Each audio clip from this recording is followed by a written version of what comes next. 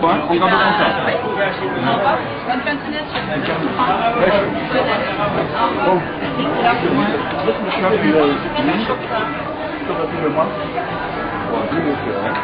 Alors, il pas de vous, c'est lui l'auteur du... Vous avez compris pourquoi ça l'a donné comme ça? C'est la même famille. Ok. Donc, il faut aller à l'accueil pour la visite. Il faut aller à l'accueil. D'accord. On va faire quand tu vas te faire? Ouais, voilà.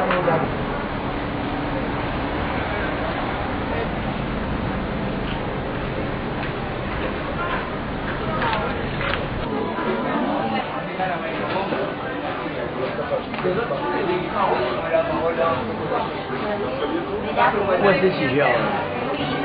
Raphaël a démontré les sujets d'électricité, mécanique, physique et chimie. Vous avez dit moi. Justement, dans les blagues, on a dit que les carnaux et les collèges. Du marché des donc une association. La Colombie. Oui, mais vous, voilà, mais vous, c'était mon intérêt, parce que pour le moment, si je dois sélectionner que c'est pas, on n'avait pas l'auteur. Donc alors,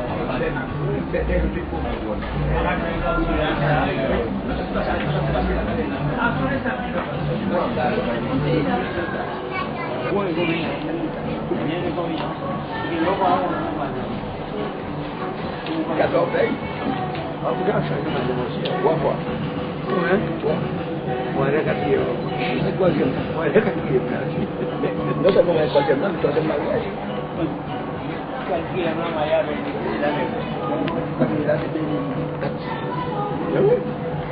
Après, c'est comme il a dit que on dit la case,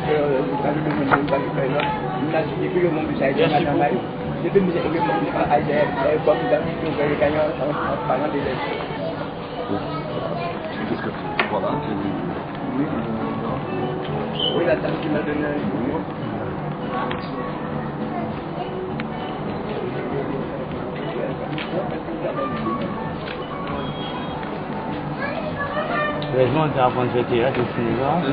bonjour. Eh bien, Bourguignon Richard. Alors, j'ai en main, écrit avec beaucoup de talent par monsieur Hugues Pagési, Alain Hannibal, au cœur de l'action. Ce monsieur, vous le connaissez déjà? Depuis très longtemps.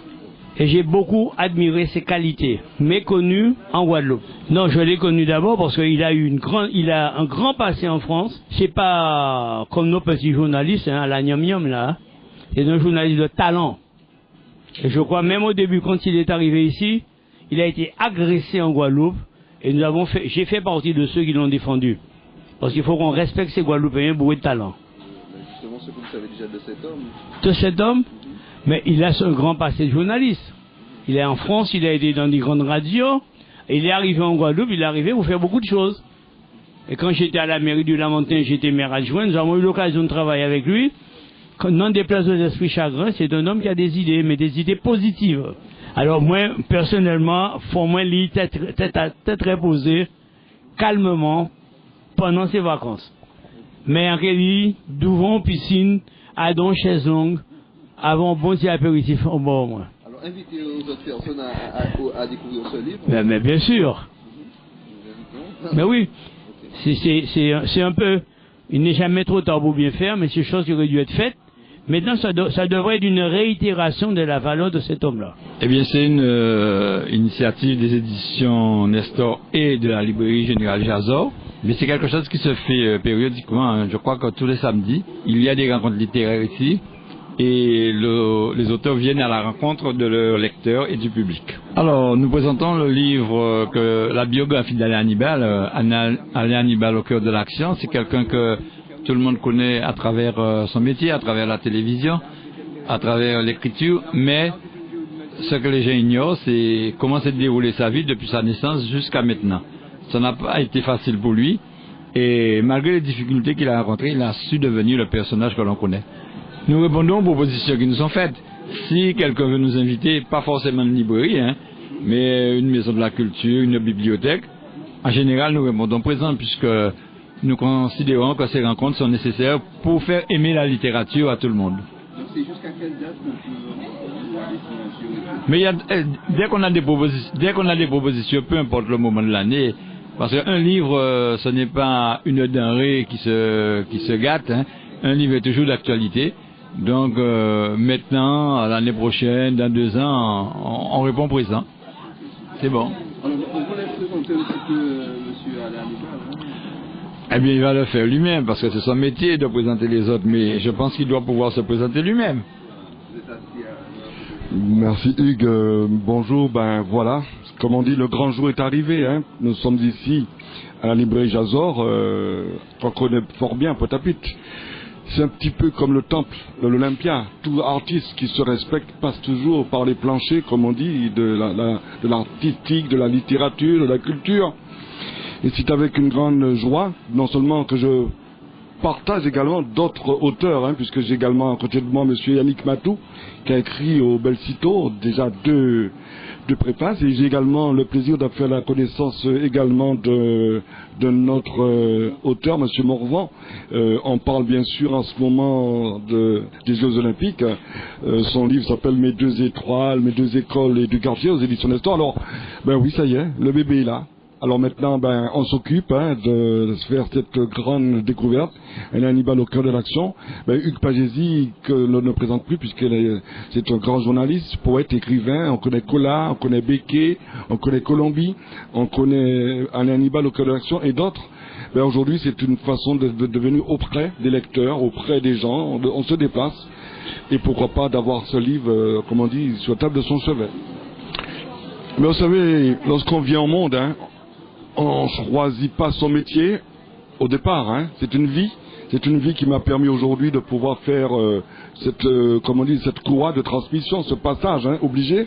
C'est un message aussi pour les orphelins, puisque au départ je suis orphelin de naissance, hein.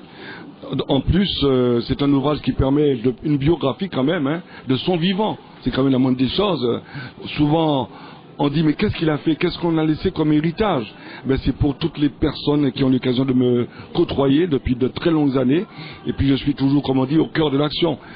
Lorsque vous avez un cœur qui bat, ben, apparemment, l'action continue. Donc, c'est ce que j'ai voulu montrer auprès des lecteurs.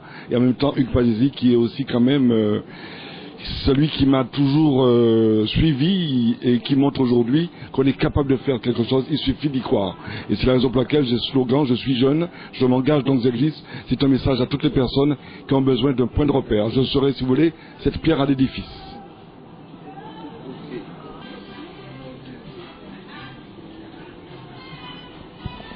Bonsoir, nous avons encore se présente déjà. Eh bien oui, c'est Raymond Morvan. Je suis un peu connu à Pointe-à-Pitre, puisque j'y suis né. J'ai pratiqué beaucoup de sport. J'ai fait de l'athlétisme à Pointe-à-Pitre. J'ai joué au football à la solidarité scolaire. J'ai joué au basket à la solidarité scolaire. Je suis pas né à Terre-de-Bas, mais je suis Saint-Ouen.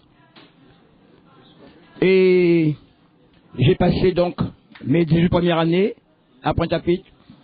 Et le livre que j'appelle un livre quand même, parce que c'est un livre que j'ai écrit, c'est un peu cette vie de 18 ans. J'ai pas connu beaucoup jusqu'à 5-6 ans, mais ça commence à 6 ans, quand je suis rentré à la maternelle, chez Madame Sandoz, à Pointe-à-Pitre, dans ce qu'on appelait le laïc des garçons, qu'on appelait vulgairement laïc à bœuf, parce que les combats de fin de classe étaient épiques. Ensuite, donc, je suis passé à Carnot, et c'est cette vie-là qui est racontée dans ce livre, et c'est aussi, non seulement ça, mais la naissance d'un groupe, un groupe qui sévit depuis 64 ans que nous vivons ensemble, et nous sommes frères. Ce ne sont pas simplement des camarades, ni des amis, mais des frères. Et ce livre, c'est aussi un peu notre vie dans un quartier qui m'est cher, le quartier Nassau, Barbès, Henri IV, Lamartine, où tout le monde représentait vraiment une famille. Tout le monde, c'était une famille, la famille de la rue Nassau. Et ce matin encore, je suis passé, j'étais nostalgique en voyant là où je suis né, au 7 rue Nassau. C'est un livre qui contient environ 120 ou 130 pages, c'est pas un gros bouquin, puisque c'est une première partie, c'est la première partie de ma vie. Mais je pense continuer avec, ça s'arrête le jour où j'ai pris le bateau Francassé pour partir faire des études en métropole. Je suis resté en métropole de 1957 à 1975. Je suis revenu. J'ai connu Trois-Rivières qui m'a adopté. Merci aux Trois-Riviériens. Merci à la population trois-rivérienne. Oui, donc moi je suis Yannick Matou. Donc j'ai écrit au Bel-Citeaux. Bel-Citeaux, il faut savoir, c'est d'abord un hameau que j'ai connu dans mon enfance à Sainte-Rose. Et après avoir choisi le titre au Bel-Citeaux, j'ai découvert que cet hameau-là avait disparu. Donc je crois que mon souci, c'est d'abord un souci de sauvegarde. Alors l'histoire de Bel-Citeaux, c'est deux sœurs. Il y a une qui décide de quitter la campagne de Bel-Citeaux pour partir vivre en ville, connaître la vie en ville. Donc elle vit en ville plus d'une dizaine d'années. Et par un concours de circonstances, elle retourne vivre à Bel-Citeaux et elle possède à ce moment-là une grande maison. Elle fait partie des notables. Donc elle décide en même temps de prendre sous sa coupe une des nièces, les filles de sa sœur, pour la faire évoluer. Donc on voit apparaître différents conflits. Donc ça c'est dans le tome 1. Donc le tome 2, le tome 1 s'appelle La Belle Couture et le tome 2 s'appelle Justilien Orimo. Justilien Orimo s'avère être un chauffeur dans les années 1920. Il conduit la voiture de son patron. Et c'est lui qui a engrossé une des nièces de Alicia. Donc l'histoire démarre vraiment dans le tome 2, puisqu'on voit un affrontement entre les deux sœurs, c'est-à-dire Léoncette et Léoncine, que j'ai pris pour rédiger ça. Je crois avoir pris moins d'une année, 9 mois. J'ai l'impression que j'avais déjà cette histoire-là en tête, parce que souvent je conseillais aux gens d'écrire avant de franchir le pas.